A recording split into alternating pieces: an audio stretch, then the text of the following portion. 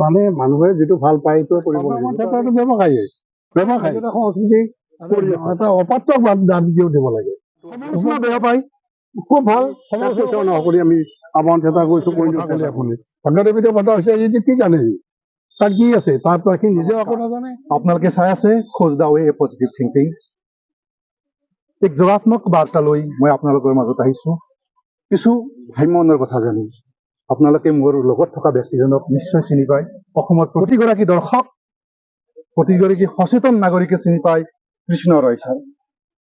যি সময়ত তেখেতে মঞ্চত দপদপাই আছিলে সেই ব্যক্তিজন আজি মোৰ লগত আছে। ছাৰ নমস্কাৰ। নমস্কাৰ।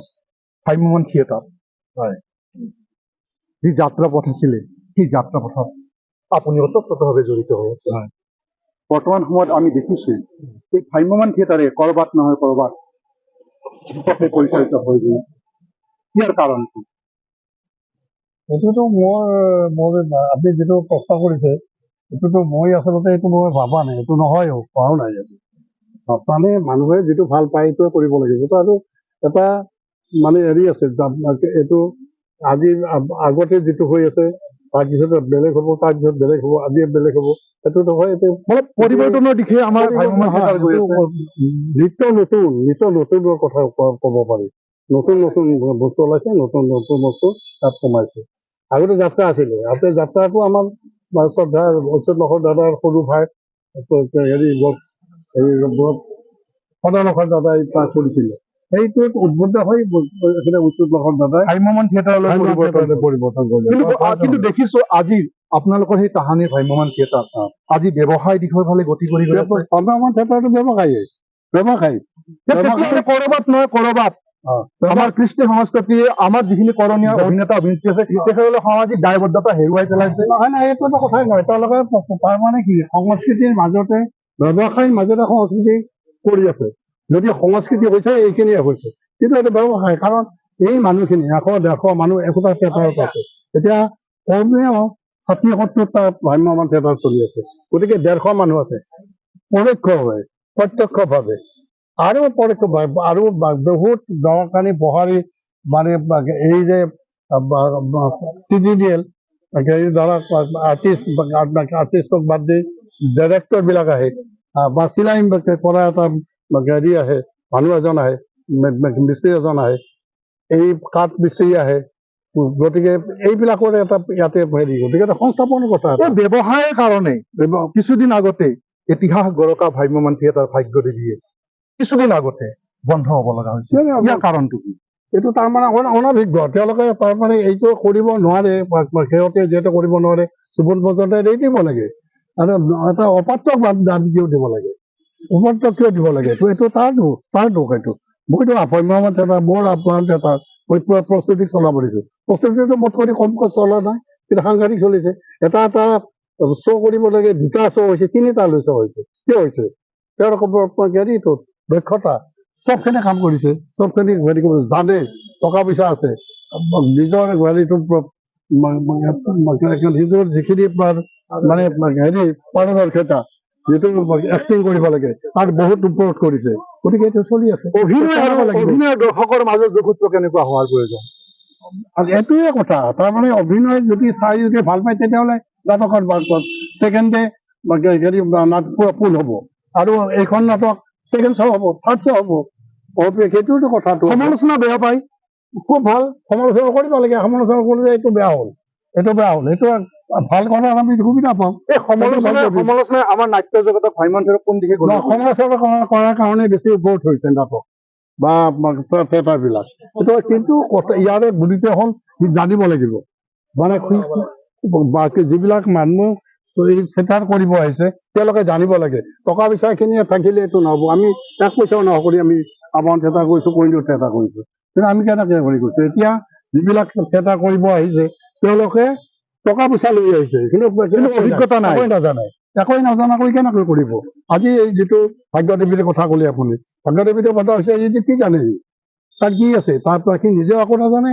আৰু সি এদিন 1 বা 2খন সৰু থিয়েটাৰ এখনত মানে হেৰি আছিলে, ছেক্ৰেটাৰী হৈছিলে। সেইটো একো কথা নহয় না। আমি বহুত থিয়েটাৰত চাকৰ আছিলো, বহুত ক্ষেত্ৰত চাকৰ থাকি তাৰপিছত মালিক হৈছো। চব চাকৰ আছিল বহুত ক্ষেত্ৰত। এই যে আপোনাৰ দীঘলীয়া এক পৰিক্ৰমা, হয়, জীয়াই থকাৰ সংগ্ৰাম, আপুনি ভ্ৰাম্যমাণ জগতক ব্যৱসায় দিশে গতি কৰাত এক প্ৰাধান্য দিব বিচাৰিছে। নিশ্চিতভাৱে আমি জীয়াই থাকিবলৈ আমাক আহাৰৰ প্ৰয়োজন, কিন্তু সামাজিক যি দায়বদ্ধতা, কৰবাত নহয় কৰবাত পৰিচালক, নাট্যকাৰ আৰু যিবিলাক অভিনেতা আছে তেখেতসকলে পালন কৰা নাই বুলি অনুভৱ হয়। আজি বৰ্তমান পৰিস্থিতিত এই ধাৰাটো কিহৰ কাৰণে আহিছে? মোৰ মতে নহয়, মইতো কোনো কাৰণতে নহয়, কাৰণ অভিজ্ঞ হ'ব লাগিব, তো গোটেইখিনি জানিব লাগিব। মইতো ক'লোৱে যে আমি 4-5খন থিয়েটাৰৰ তাৰমানে আগতে কাম কৰি আহিছো তাত, তাৰ পিছতহে আমি চব শিকি বুজি কৰিছো। তাৰপিছত এইখিনি এই কৰিব লাগিব, এইখিনি ইমান ইয়াতে পইচা খৰচ হ'ব, ইয়াৰ এই পইচা খৰচিলে এইখিনি এই পইচা আহিব, এনেকৈ চলি যাব। গতিকে আমিতো অভিজ্ঞ। অলপ ব্যৱসায় দিশটো লক্ষ্য ৰাখিব লাগিব। চব ব্যৱসায়টো লাগিবই, চব ক্ষেত্ৰতে লাগিব, চব ক্ষেত্ৰতে লাগিব। চিনেমাখন কৰিলে যদি কোনো নাচায়, দ্বিতীয় চিনেমাখন কেনেকে কৰিব? সেইটো এখন চিনেমা কৰিছো, বন্ধ হৈ আছে। ময়ো এখন চিনেমা কৰিছো, কিন্তু মই ব্যৱসায় কাৰণে সেইখিনি কৰা নাছিলো, এখন আৰ্টৰ কাৰণে কৰিছো। এখন আৰ্টৰ কাৰণে কৰিছিলো, এখন আমাৰ আব্দুল কালাম ছাৰৰ মানে কৃপা পাইছো, হেণ্ডশ্বেক কৰিছো, এৱাৰ্ড পাইছিলো। গতিকে সেই এখন আজি আমি এই পাঠশালাৰ উপস্থিত হৈছো শ্বহীদ ভৱনত। হয়, আমাৰ শ্ৰদ্ধাৰ ৰেণু দত্ত ফুকন বৰফুকনৰ যি জীৱনৰ এই বৰ্ণিল জীৱন যাত্ৰাক লৈ আপোনালোকে এখন তথ্যচিত্ৰ ৰূপায়ণ কৰিব বিচাৰিছে, বনাব বিচাৰিছে। এই তথ্যচিত্ৰই সমাজত কেনেকুৱা ধৰণৰ বাৰ্তা? ডক্টৰ যেতিয়া দেখিব, এইটো তেওঁৰ যিটো কেৰেক্টাৰ, প্ৰথম কেনেকৈ আহি এটা তাৰমানে ৰক্ষণশীল সমাজৰ মাজত আহিছে, তেতিয়া কৈছো তাৰে আগতে বজ্ৰ শৰ্মাই এইটো হেৰি কৰিছিলে, এক্টিং কৰাইছিল। তাৰপিছত এইটো কৰিলে। গতিকে এইটো তাৰপিছতে লাহে লাহে ৰেণুদত্তফুকনো আহি পেলাই ইয়াত যোগ কৰি পেলাই তেওঁ নিজৰ এটা কৃতিত্ব দেখুৱাইছে আৰু ভাল হেৰি কৰিছে। গতিকে এটাৰ পিছত এটা, প্ৰথম এওঁ নেপথ্য গায়িকা, তাৰপিছত আকৌ এটা আহিলে, এওঁ দেখিয়ে আহিলে। কিন্তু আপুনি নপথ্য গায়কৰ কথা যিহেতু কৈছে, কিছুদিন আগতে আমি দশৰথ দাস শ্ৰদ্ধাত তেখেতক আমি হেৰুৱাইছো। যি ধৰণে তেখেতক এই ভ্ৰাম্যমাণ জগতখনে শ্ৰদ্ধা নিবেদন কৰিব লাগিছিলে, সেই শ্ৰদ্ধাখিনি নিবেদন কৰা নাই। ইয়াৰ আঁৰৰ কাৰণ কি? নহয়, তেখেতে নকৰা বুলি ক'ব নোৱাৰে, কৰিছে, নিশ্চয় কৰিছে। আৰু তেওঁক সিদিনাখন যিদিনাখন তেওঁ ঢুকাইছে, হাজাৰ মানুহ তাত লগ হৈছে। আৰু আমি গৈ পেলাই আমাৰ হেৰি আছিল মিনিষ্টাৰ ৰঞ্জিত দাস ডাঙৰীয়া, তেখেতে চিফ মিনিষ্টাৰ কৈ পেলাই ৰাজ্যিক মৰ্যাদাৰে তেখেতক চৰকাৰে কৰিছিলে, কিন্তু আমাৰ ফালৰ পৰা ভ্ৰাম্যমাণ থিয়েটাৰ আমিতো আছো, মই আছোৱে। তাৰপিছত এই আমাৰ নৱদাস আছে উঞ্চলিৰ এইটোত নয়নতৰা থিয়েটাৰত। গতিকে এতিয়াতো থিয়েটাৰত চবেই ব্যস্ত আছে, কিন্তু এতিয়া আহিছে চবে আহি তেওঁলোকে ক'ব বিচাৰিব আপুনি ভ্ৰাম্যমাণ জগতৰ বিষয়ে? ভ্ৰাম্যমাণ থিয়েটাৰ সদায় মানে চিৰসেউজ, সদায় চলিব, আগতকৈ যেনেকে চলি আছে এতিয়াও চলিব। কোনোবাই উজুতি খাব লগা আছে, খাব, আৰু যাই খাব নালাগে সেইটো চলিব সদায়। মানে লগতে নিজৰ দায়বদ্ধতা পালন কৰিব লাগিব। সেইটো কৰিবই লাগিব, সেইটো তাত দায়বদ্ধতা ৰাখি পেলাই নিজৰ হেৰি আগতে থিয়েটাৰ বিষয়ে কথাখিনি জানি পেলাই তেওঁ যেতিয়া কৰিব, তেতিয়া এইটো চলিব নিশ্চয়। ধন্যবাদ ছাৰ। এয়া আছিল কৃষ্ণ ৰায়।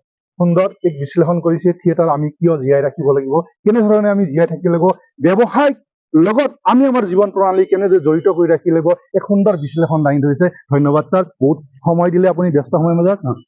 পুনৰ লগ পাম। ধন্যবাদ।